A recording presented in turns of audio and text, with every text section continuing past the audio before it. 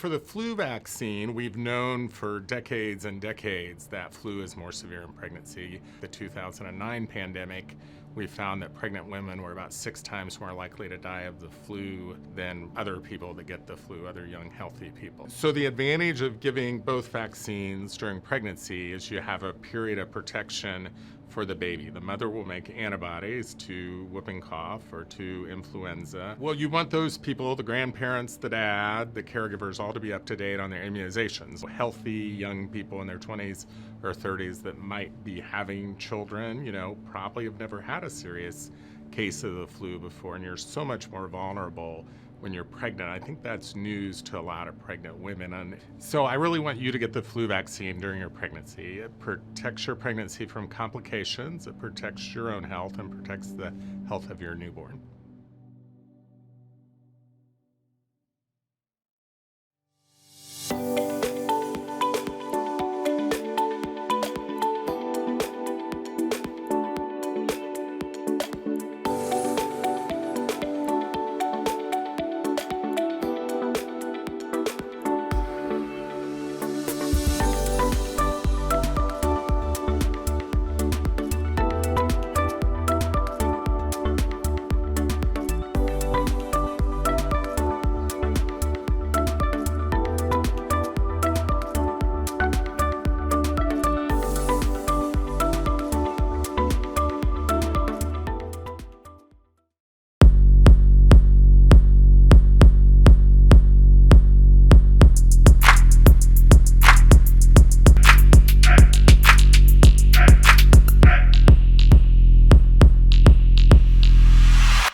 So for the flu vaccine, we've known for decades and decades that flu is more severe in pregnancy. The 2009 pandemic, we found that pregnant women were about 6 times more likely to die of the flu than other people that get the flu, other young, healthy people. So the advantage of giving both vaccines during pregnancy is you have a period of protection for the baby. The mother will make antibodies to whooping cough or to influenza. Well, you want those people, the grandparents, the dad, the caregivers, all to be up to date on their immunizations. Healthy young people in their 20s or 30s that might be having children, probably have never had a serious case of the flu before, and you're so much more vulnerable when you're pregnant. I think that's news to a lot of pregnant women. And so I really want you to get the flu vaccine during your pregnancy. It protects your pregnancy from complications, it protects your own health, and protects the health of your newborn.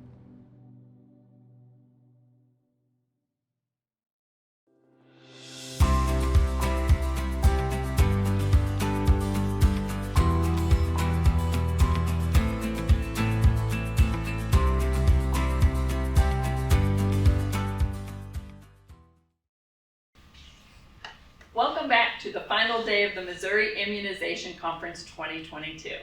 I'm Nicole Cope, the Executive Director of the Missouri Immunization Coalition. Before we get started, here are a few reminders.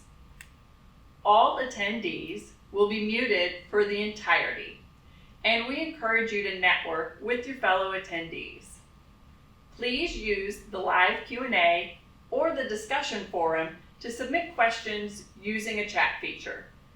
We will ask questions on your behalf at the end of each presentation.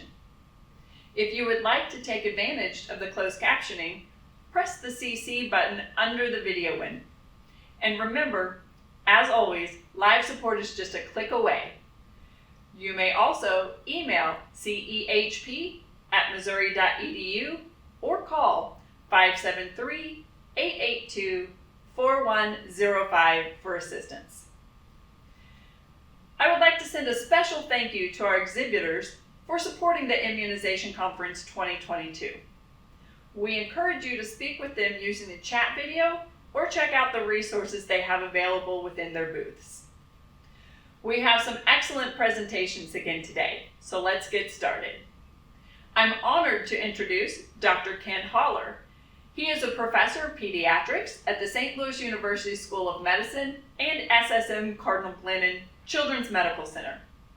He is the past president of the Missouri chapter of the American Academy of Pediatrics, and he has served on the board of the Missouri Foundation for Health. He appears regularly in local and national media to advocate for child health, LGBTQ health issues, and the arts. Mr. Kelechi Onyeaka is a public health educator with the Missouri Immunization Coalition and has spent his career supporting disease prevention strategies and policies. Kelechi holds a master's degree in public health from the University of Missouri-Columbia. Prior to joining the Missouri Immunization Coalition, he was a summer fellow at Community Health Center in Connecticut, where he worked improving healthcare services to underserved populations. He also has an international experience working in the Nigerian public health sector, where he contributed to the improving access to routine immunizations for children, an effort which led Nigeria to be declared polio-free by the World Health Organization.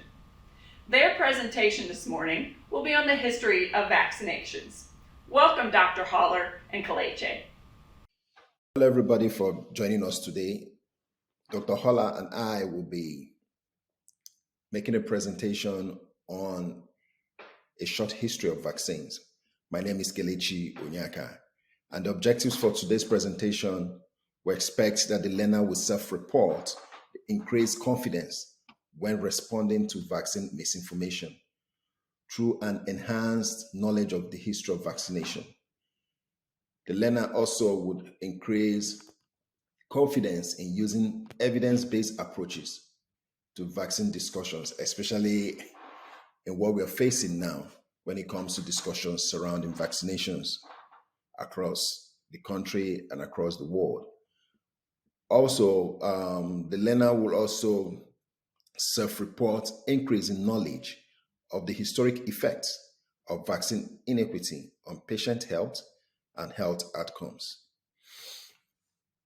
Dr. Haller and I have no conflicts of interest. Before I proceed, I would like to recite a quote from Francis Galton, who said, "In science, credit goes to the man who convinces the world, not the man to whom the idea first occurs." So if you look at the development of human vaccine, we've come a long way. Right from when in the 18th century, when the human vaccine started as a live attenuated vaccine, up to when it became now be genetically engineered. So in this 18th century, we had the smallpox. That was in 1798, and as way back as in the 19th century, where we had rabies.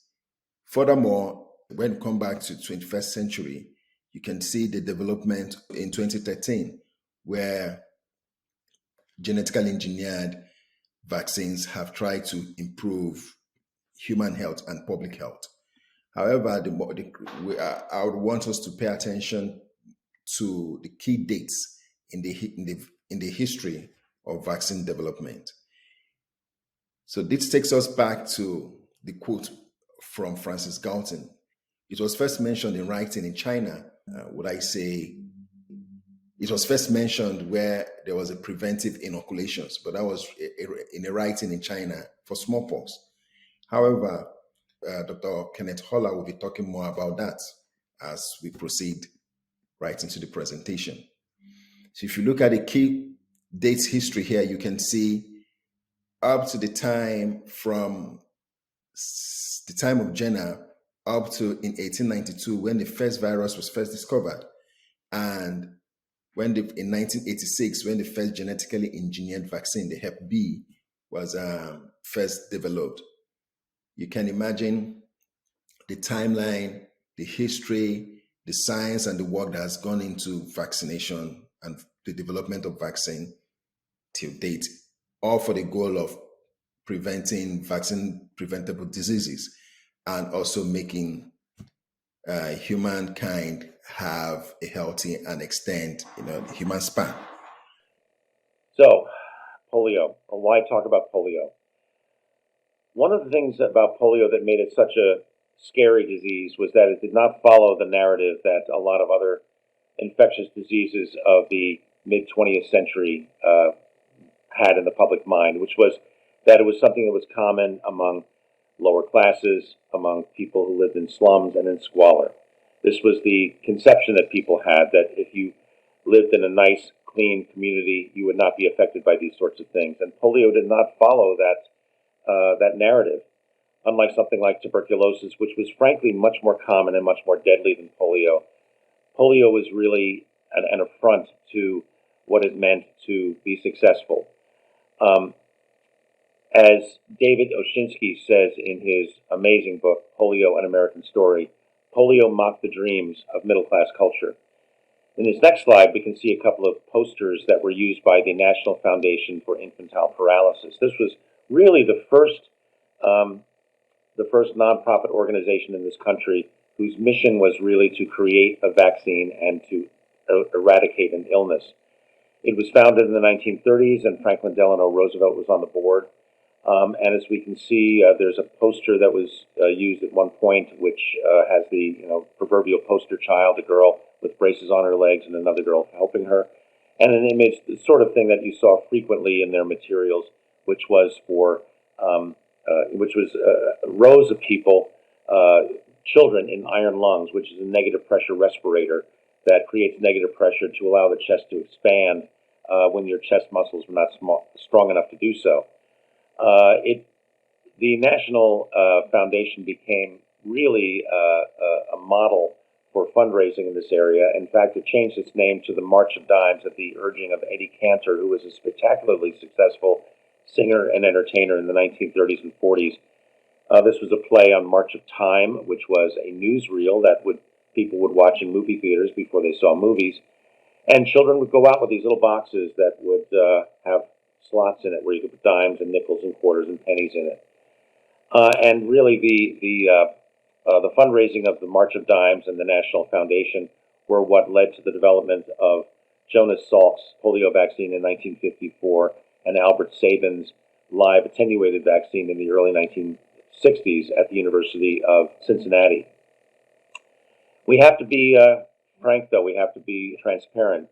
The road to vaccines hasn't always been paved with just successes. So there are some problems that have come up, and these are the sorts of things that we still deal with to this day because they're the sorts of things people know about. In 1901, right here in Missouri, in St. Louis, 13 school children died of tetanus after they were treated with a diphtheria antitoxoid. And that very same year, in Camden, New Jersey, which is across the river, the Delaware River from Philadelphia, 9 school children died after administration of a commercial vaccine that apparently had been tainted with tetanus. This led Congress in 1902 to pass the Biologics Control Act, the very first act that regulated the vaccine industry. And, we still see the ripples of that today in FDA approval and CDC approval of new vaccines, particularly in the past 2 years of COVID vaccine. Even though the Salk vaccine, the so-called Salk vaccine, was hailed in the press and by people around the country, it was not without its problems, the biggest one being the so-called Cutter incident. Cutter Laboratories in California was one of about 8 or 9 pharmaceutical firms that was licensed by the U.S. government to produce the Salk vaccine, and unfortunately, due to a production error, there were lots of vaccines that went out that contained live wild strain polio virus. About 120,000 doses of this vaccine contained the live virus. They were produced, they were distributed and administered. This led to about 40,000 children developing a mild form of polio, but 56 developing paralytic polio, and of these, 5 children died as a result of their infection. And some of these children went on to other children. 113 other people were paralyzed, and there were 5 deaths. What was the outcome? Well, the program continued. There was an investigation, but the program went on. And we have to remember, or at least be aware of what the atmosphere was in the United States at that time. We had just conquered Nazism and fascism. We had developed the atomic bomb, and we were now developing atomic power in the interstate highway system. There was faith in science and in government was at its absolute highest point. Unfortunately, 20 years later, things have changed. A military recruit at an Army base came in and was diagnosed as having a flu in February of 1976, which appeared to be similar to the pandemic strain of flu based on samples that have been saved from that period. And there was a real fear that there was going to be another flu pandemic in 1976. The 1918 flu was a variety of swine flu, so this was called the swine flu vaccine that was produced in a crash program that was administered by the Ford administration. By late November, 40 million doses of the vaccine had been given, but about 500 people who had gotten the vaccine developed Guillain-Barré syndrome. Even though this was about 7 times what would be expected for the population, it was still not statistically significant, but the negative press around it was so bad that the program was halted in December of that year, and not one person seemed to have caught that flu. Again, this was a terrible blow to vaccines in general, but things had also changed in this country at that point. We were in the post-Vietnam period, the post-Watergate period, and people were not as willing to give the benefit of the doubt around these sorts of things. Another thing that was changing at that time in medicine, those of us in this profession know, was the atmosphere around litigation. The Pertussis Vaccine, which had been used at that point since the 1940s, was coming under increasing scrutiny. I am old enough to remember that Pertussis Vaccine as a doctor, and it was well known that about 5% of kids had really bad reactions to it, what was often called a screaming syndrome. Babies who got this vaccine would cry their lungs out for as much as 48 hours and often have fevers up to 104. Some of these kids seemed to have, had febrile seizures as a result of the fevers they had, and some of these kids later went on to have seizure disorders. Now, even though there was not a statistically significant increase in seizure disorders in kids who had febrile seizures or the screaming syndrome, it was still dramatic enough that there was litigation around this and there were judgments against pharmaceutical firms. Now, as I said, this vaccine had been around since the 1940s and was using technology that at this point was frankly relatively outdated and had thousands of antigens in it that were causing these problems. But what happened was manufacturer after manufacturer dropped out of the market, and only 2 were left, leading Congress to pass the National Childhood Vaccine Injury Act of 1986. This act had 2 major provisions. One was the institution of the National Vaccine Injury Compensation Program, also known as the vaccine courts, and this allowed people to bring litigation around this in a much more expedited manner than going through regular civil courts. And then, even more importantly, I think, the Vaccine Adverse Event Reporting System, or VAERS, which is housed at the CDC. This is a system which is now online, and if you have a problem with vaccines, whether you're a doctor or whether you're a patient and you think you might have a problem, you can report it to VAERS. This became relevant a few years later in 1998 when RotaShield, which was created by Wyeth Laboratories, was licensed for use in the United States. This was the first vaccine that was protective against rotavirus, an intestinal virus that caused really bad diarrhea and caused many kids to get dehydrated, and for some of them even to die. There were no statistically significant serious effects during the testing period, but unfortunately, when the vaccine went out onto the market, there was a spike in one possible effect, which was intussusception. Intussusception is where part of the lumen of the gut, the inside of the gut, will push itself into a more distal part, causing an intestinal blockage. This can lead to death of the bowel and lead to perforation and death. And because of the VAERS system, this was removed from the market in 1999. I'm now going to turn it over to Kelechi to talk about the positive impact of vaccines that they've had around the world. Vaccines work.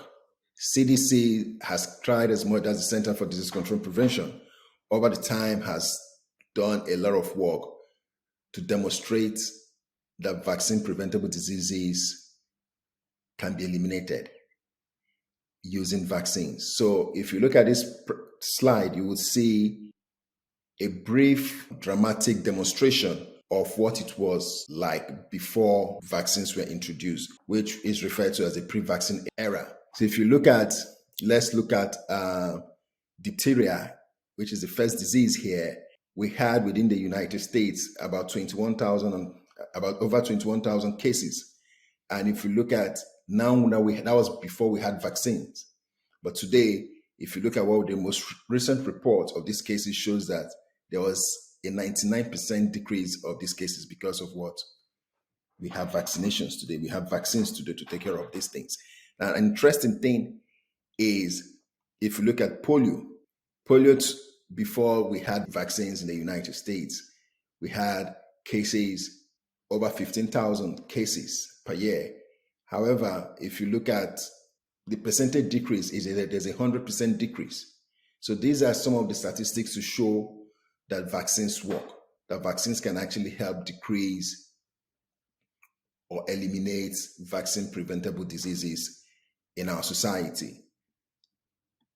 However, for the purpose of this conversation, I would like to throw some light on the impact of vaccines.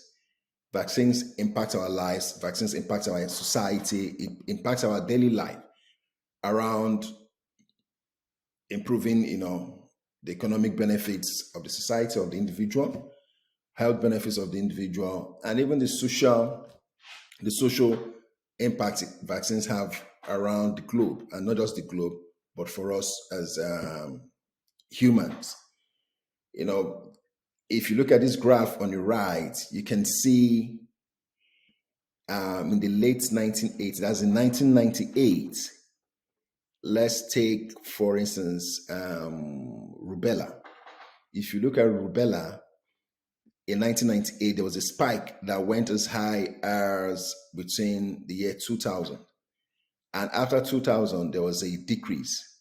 There was a spike again in 2002, which there was also a decrease, and there's been a steady decrease up to 2018.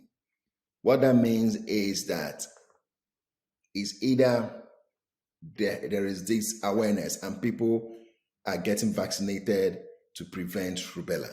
So you can see the difference between 1998 and 2018 because of what vaccines have been able to do, what this has shown. This graph has shown you that because the impact vaccines have been able to provide in our life or in the society.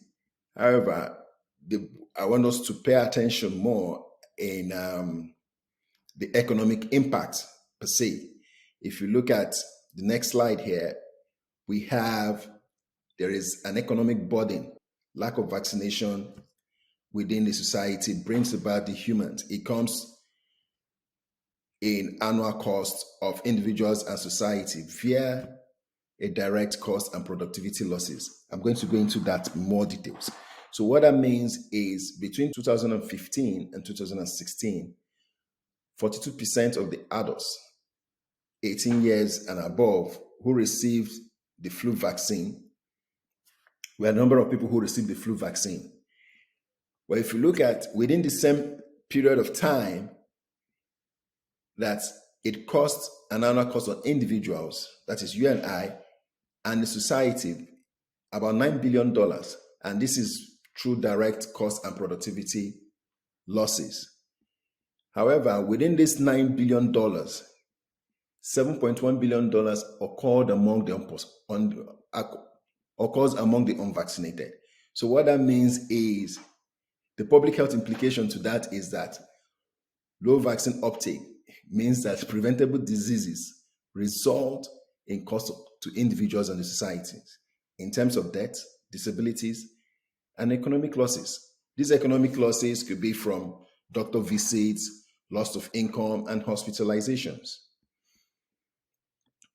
The CDC has also done an analysis where they estimated that just for the influenza epidemics, it is estimated to cost between $1.6 billion to $25 billion just in direct medical expenses among adults living in the United States. So you can imagine what will not happen if people are vaccinated. We'll be able to save some of this money.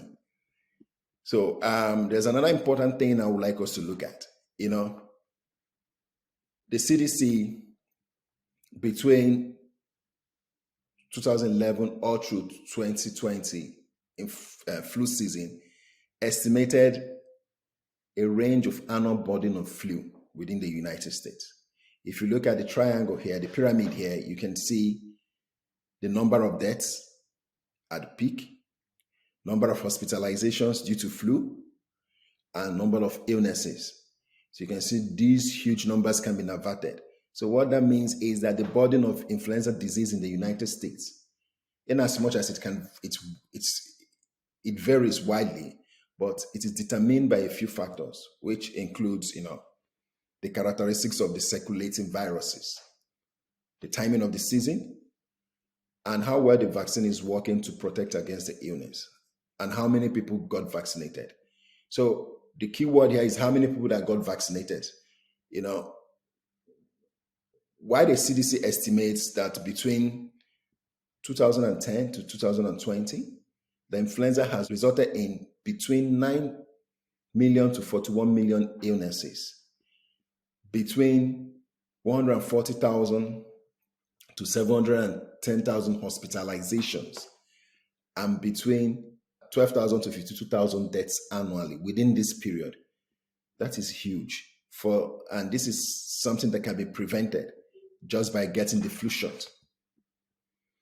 Another interesting thing I want us to look at would be in 2016 by Project Hope, where they analyzed and looked at the annual economic burden of vaccine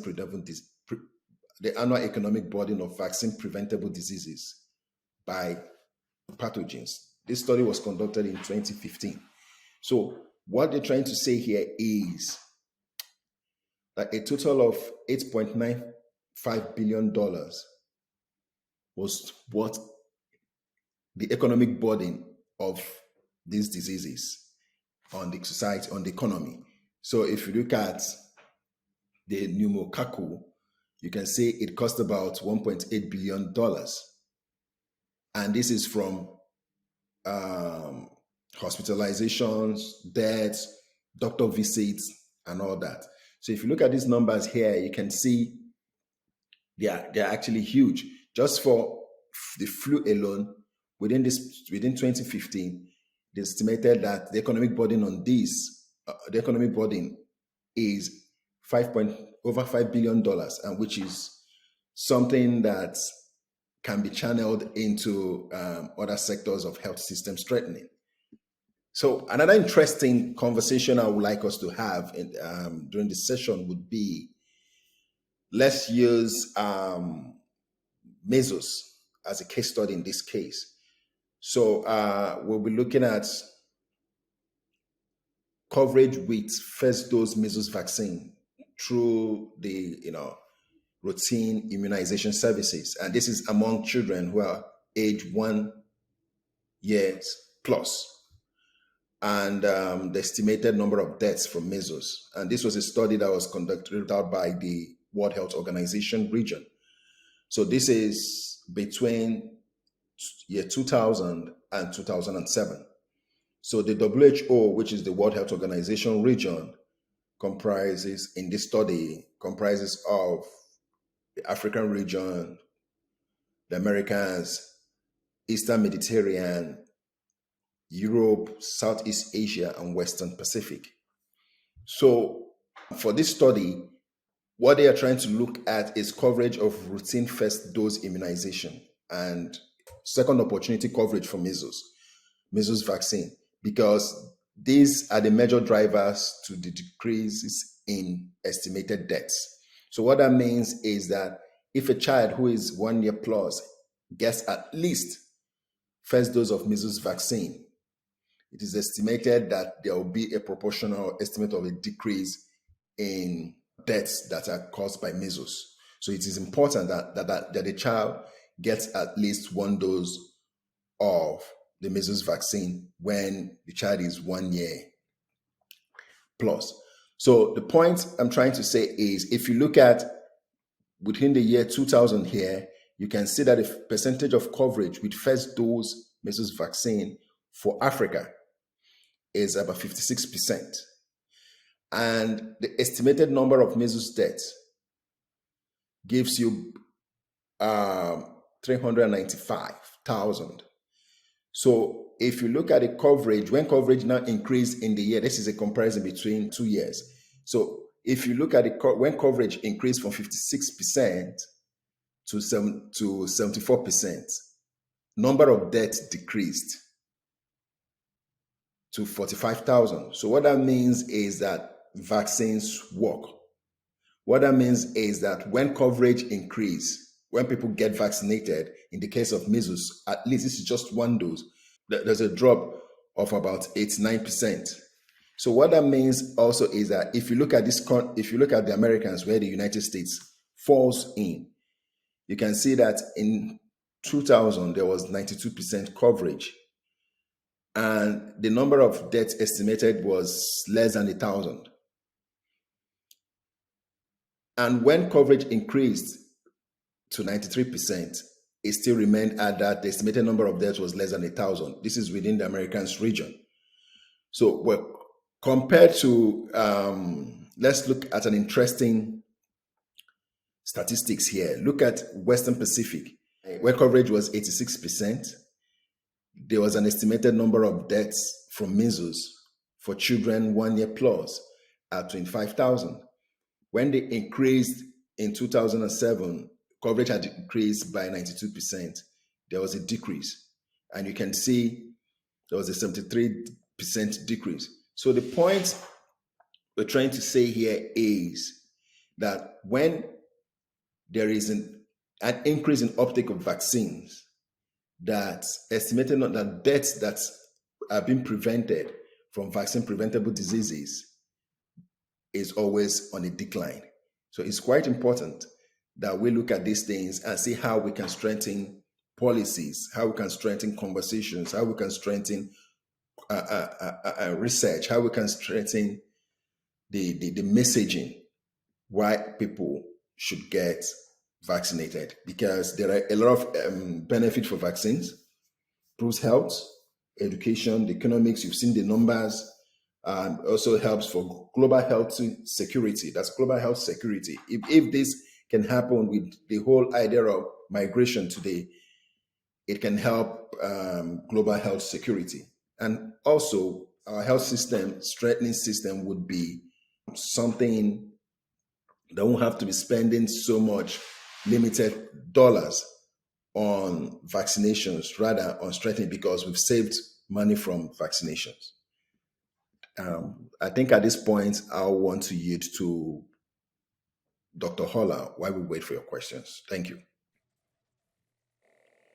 Thank you, Kelechi.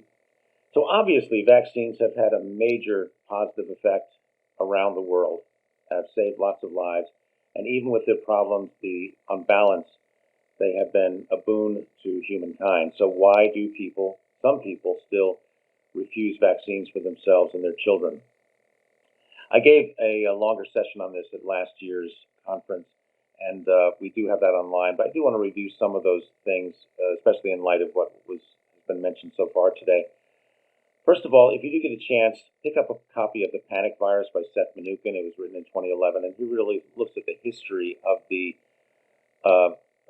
vaccine resistance or vaccine hesitancy over the centuries. And he talks about how this has been a problem not just in the past 20 years, which we are very aware of, but has always been an issue. It's been going on for 150 years, and things that he mentions as really, key factors are an anxiety about the individual's fate in industrialized societies, knee-jerk populism, conjuring up an imaginary elite with an insatiable hunger for control, and the superiority of subjective beliefs over objective proofs, and knowledge acquired by personal experience. And these, unfortunately, are just aspects of what it means to be a human being. However, even as early as 1802, less than a decade after Jenner had developed the smallpox vaccine, there were anti-vaccine cartoons like this one called The Cowpox or The Wonderful Effects of the New Inoculation. On the left side of the screen, you see someone ingesting a potion of some sort, and as you go from left to right, you see the people have little cows, referring to the cowpox, growing out of their cheeks and their noses and their mouths and their armpits, and one woman growing what looks like horns. Even by the 1930s, when you would think that there was a great deal of acceptance of smallpox vaccination, this is a cartoon from a pamphlet called Health in Pictures. And here we have a number of people walking off a cliff of misinformation. What do we have here? Anti-vaccination, faddist, and Mr. negative everything. So that cartoon is almost a century old. I mentioned the polio vaccine and how this was really, really eagerly anticipated. Yet even the polio vaccine, there was even some problems with acceptance of that.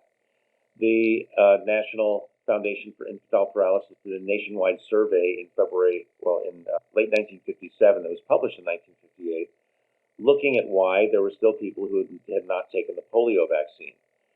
When the polio vaccine was approved in late 1954, the recommendation was that everyone under 40 years of age should get it. And the target was to get 85% of that group vaccinated, fully vaccinated. However, by early 1957, only 1 out of 8 adults, 21 to 40 years of age, had gotten the vaccine. Only 2 out of 5 teenagers had gotten it. Only 3 out of 5 kids less than 7 years old had gotten it. And only 3 out of 4 in the early school age group of 7 to 12 had gotten it. Now, they were eligible for free school vaccination program, but that's still below the 85% target. So the question was, why are some people not getting vaccinated? Well, like I said, they did a survey. They surveyed nearly 4,000 adults under 40, and these interviews went on for 45 minutes. So this was a really in-depth interview. And what it came down to were these things. One, plain procrastination. People just hadn't gotten around to it. It was just inconvenient, or they just didn't have time. People thinking, well, I'm just not susceptible to polio. I just don't think I'm going to get it. Victory over polio has been achieved. And there were also social factors. If you were in a community where vaccination was valued, then people went ahead and got it. On the other hand, if you were in a community where people were more hesitant or more skeptical, you were less likely to get it. And they asked if you hadn't gotten the vaccine yet, what would cause you to get it? And obviously, one of the things was a new polio outbreak. Knowing someone who had the vaccine was also really important. And this is really important for us, a doctor's recommendation. I do need to talk about this guy, Andrew Wakefield. I think we all probably know that name. If we don't, we should. He is the person who sort of took vaccine hesitancy to an entirely new level. He published a paper in The Lancet in 1998 that purported to show a link between MMR vaccine and autism. Now, the thing is, if you look at this paper, it's a really short paper. It's only a series of 12 patients. It is way at the back of the journal, of that week's journal. I have actually seen a copy of it, and it is like the last article. It's a really small one. It's even called, as you can see in this photograph, an early report. However, Wakefield insisted on having a press conference about it, and he made the rather inflammatory statement that with the debate that has been started, I cannot continue to support the continued use of the 3 vaccines together. My concerns are that one more case of this is too many, and that we put children at no greater risk if we dissociated these vaccines into 3. Now, he doesn't provide any evidence for why giving measles, mumps, and rubella separately would make a difference, but that's what he said. And of course, the reaction was that people went a little crazy with it. One of the problems with reporting on this later was that the press felt a need for whenever an expert came on to talk about the safety of vaccines to have an opponent, and that they were given equivalent space and time, and it made it look like the 2 opinions were really equal to one another. Nevertheless, there were letters to The Lancet almost immediately questioning and condemning this paper. In the ensuing years, there were multiple studies that showed no credible link between MMR and autism. A journalist in the UK named Brian Deere did a series of investigative reports in the first decade of this century, looking at the many things that Wakefield did that were unethical, and I'll show those in the next slide. The UK General Medical Council conducted a hearing that caused Wakefield to lose his license, but finally, not until 2010, almost a dozen years later, The Lancet quietly retracted the paper. Now, Brian Deere's report on Wakefield's paper, he found out that even though the paper seems to indicate that these 12 patients came in more or less on their own, or at the urging of another physician, they were really recruited from anti-MMR groups. that they had that Wakefield himself had been hired by law firms that were creating a lawsuit against vaccine manufacturers.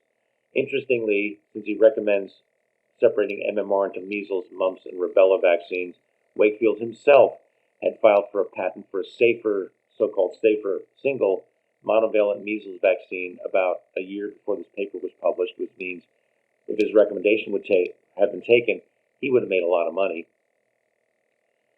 Deere was able to find records on these 12 children and found that at least 5 of them had documented developmental problems before they ever saw Wakefield, and the rest didn't develop them until sometime later, so there was no temporal connection between the two. And finally, Wakefield in his paper showed blood tests results that had controls, and the controls he got were at his child's birthday party. So essentially, he lined up these kids at the party and drew blood from each one of them, gave each one child 5 pounds for participating, did not get consent from their parents, and as he sort of joked, apparently in conferences later, only one child fainted. Now, can you imagine sending your child to a friend's birthday party and that child coming home with a bandage on their arm because they had blood drawn? Again, I bring all this up not because this is the sort of thing I want you to tell people who might be vaccine hesitant at the beginning, but just to have in your pocket for later, and I'll get back to that. Finally, one major thing that we have to take into account is how marginalized populations in this country in particular have been treated by the healthcare system and by government healthcare system in particular. The quintessential sin, of course, is the Tuskegee syphilis experiments, where between 1932 and 1972, the U.S. Public Health Service gave free health care to men in the community who had syphilis to allow them to watch the natural history of the progression of the disease. What they didn't tell men in this experiment was that when penicillin was developed in the 1940s, that would either cure their disease or arrest the further deterioration of their bodies. This is something that every black person in this country knows about. And as one mom says, Tuskegee always sticks in my mind that you really don't know what's happening. And here these people were guinea pigs, and I just don't want my children to be part of it. If you ever have a chance, there was a play and actually a film version of it made called Miss Evers' Boys about a nurse who worked on this project and what her experience was with it. It is absolutely heartbreaking. Now, what we've been talking about with vaccine hesitancy up in the previous part has to do with confidence in vaccines. However, vaccine hesitancy is really broader than that. The World Health Organization refers to it as a complex and content-specific entity varying across time, place, and vaccines. It includes factors such as complacency, convenience, and confidence. Confidence, again, Wakefield is one of the people who shook people's confidence greatly, but complacency and convenience are also part of it. If we look back at what people said in 1958 in that study on polio vaccine, sometimes people are just procrastinating. I just didn't get around to it. I didn't have time, or I just didn't feel like I was susceptible to it. I just don't think it's necessary. So these are the certain sort of things where our role is really important. Also, as that study pointed out back in 1958, and even studies around vaccine hesitancy and COVID have pointed out, a strong recommendation from a healthcare provider makes a big difference. So people do respect us, doctors, nurses, healthcare providers, public health workers. There may be a lot of stuff out there that makes you think they don't, but for the most part, people really do. So we need to be aware of our tone of voice, our body language, being on the same physical level, using what I call the yes and response. This is the key and cardinal rule of improvisational theater. Always find something to agree with from the person in front of you, the person across from you. Unfortunately, in medicine and in healthcare, we are good at the no but response. No, that's wrong. What you need to know is this. Look, this is going to be good for your kid. You should get him vaccinated. If you're a good parent, you'll do this. Those don't work. But the yes and response does work. Yes, I hear you're scared. I've heard those things. That's really scary. Fear for your child's safety shows me how much you love them. And I want the best for your child too. Here's what I'm afraid of. So beginning and ending these sessions is really important whenever we're talking to patients. Opening with, that's a great question. I've heard that too. That's really scary. I see how much you love your kid. And ending with, I know you want the best. I hope that you'll get your child this protection. So why are we spending so much time on talking about the history of vaccines? This is not, like I said, it's not something you're going to trot out for everybody. But I think it's really important for us to know what vaccines have meant to humanity over the past couple of centuries. It has saved literally millions of lives. And we know that. And that can help us be passionate about it when we look at how much work has been done over years to save people's lives. But before we get to that point where we can help people make that decision, we have to address their fears and what I call their fences. The fences are I don't know that I need it. I don't know how to get it. It's too expensive. Find out what those barriers are, address those, find out what the fears are, acknowledge those, and that's when we can finally move to facts. And if any of these facts are useful in helping you to convince people to get their kids or themselves vaccinated, then I hope that's been helpful. Again, thank you very much, and Kelechi and I will be here to answer any questions you might have. So thank you very much for your attention.